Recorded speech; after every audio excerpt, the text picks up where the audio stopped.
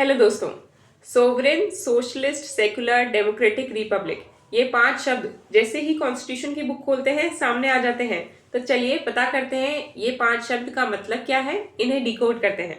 सबसे पहले sovereign. Sovereign यानी आजादी। हाँ, वही वाली पंछी बनूं उड़ता फिरूं मस्त गगन में, वही वाली आजादी। हमारा देश आजाद है, हमें किसी और देश की हामी की जरूरत नहीं होती। हमें रशिया से तेल लेना है नहीं लेना ये हम बताएंगे।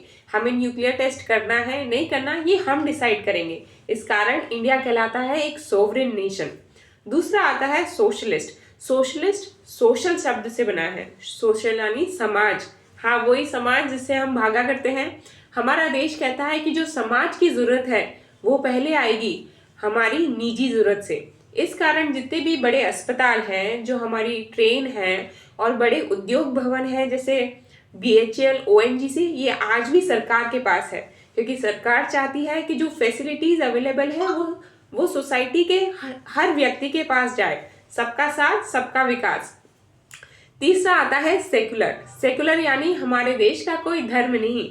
हमारा देश कहता है कि यहाँ मजहब जाति नहीं देखी जाती, दिल देखा जाता है, साहब दिल, वही वाला।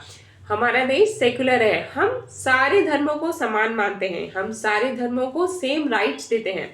वो अपने स्कूल खोल सकते हैं, टेम्पल्स खोल सकते हैं, गुरुद्वारा खोल सकते हैं और उनसे कोई स्पेशल टैक्स भी नहीं लिया जाता।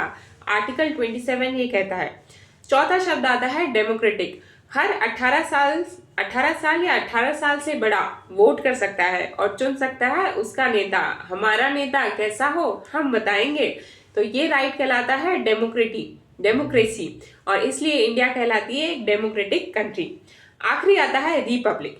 रिपब्लिक यानी जो देश का हेड है, जैसे हमारे यहाँ प्रेसिडेंट, वो भी इलेक्ट किए जाएंगे और किसी परिवार से नहीं बिलोंग किए जाएंगे, जैसे कि ब्रिटेन में होता है। वहाँ की रानी और राजा एक परिवार से होते हैं।